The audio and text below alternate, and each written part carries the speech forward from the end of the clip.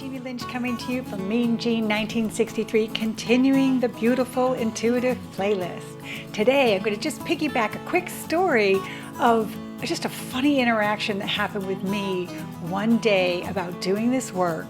I was met with, well, let's just say resistance, but it was really funny. I can't wait to share what that story is and ask you a deep question. Is this really work of the light, or is it something else? Are you curious? Stay watching. We'll be talking and diving into that conversation today on my channel.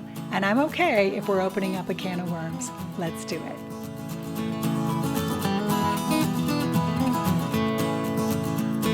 Hey, thanks for staying clicked in. So excited to share this silly, funny story of my past, of becoming intuitive and really stepping into my power, really my awareness and my understanding that this is not a curse, but it's truly a blessing. To be connected and tapped in and living the life of least resistance and just paying attention. That's what we're teaching here.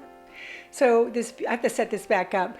Years ago in my corporate world, my job was assisting women in business. In this class, we wanted to teach people how to get in, market, say who you are, make a good connection, and then move on. We set up this whole fun game, and it was called speed networking. So we set up stations and, like speed dating, right? So I wanted to get in on this because it was so much fun. We had the little timer set, and after 3 minutes, you had to move on. So you each had 1.5 minutes to connect. So I sat down to this woman who is a beautiful woman. She had just started a new job, a new business, and was excited to share. First time I'd seen her at a meeting, and so I was anxious to get to know her, being the leader of the group, and so on. So we have that 1.5 minutes, and then we're going to switch, and it's going to be my turn. So she starts to tell me quickly that, there's no question in her mind that her business is going to be successful because she was told. So I hear that, I kind of amped up, and I'm thinking, wow, so maybe this woman's open, right? Wouldn't it be great if she was? So as she was saying this to me in this 1.5 minutes, I said, you said in your opening that you had no concern around your business being successful because you were told. Does that mean you sought counsel for someone, an intuitive or a medium? What do you mean by that? And she gasped when I asked. And so I got pretty quiet quick. And she says, no, of course not. She says, that would be the work of the devil. She says, I was told by a prophet. So I'd heard the word prophet, clearly being brought up Catholic, right? But I hadn't heard it used in a modern day term. So I said, explain to me, I don't, so what does it mean, a prophet? What does that mean? She says, well, that's somebody who is connected to spirit, but they're ordained by the church. So the church has laid their hands on them and said, this person has the gift. So I guess you can only really do this work legitimately if you're ordained by the church, which I don't know what that means for me. So that's my funny story. I'm curious, what do you think? Is this really this evil thing?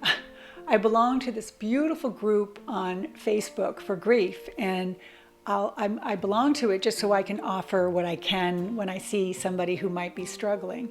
And every time somebody posts anything of the light, like I went and had a connection, or a medium told me, or I had a visit, or there was a sign, anytime I see any beautiful post like that, I'm quickly met with 20,000 people in the group. It's a beautiful group, by the way.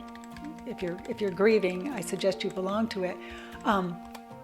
But where I'm going with this is, it is without fail that when somebody posts the light attached to that and how that makes them feel connected and visits and so on, that somebody immediately gets in and shuns it down and talks about, God, and it's the devil's work, and we shouldn't be looking there, and those are demons talking, and you shouldn't trust that, and don't dabble in that. So,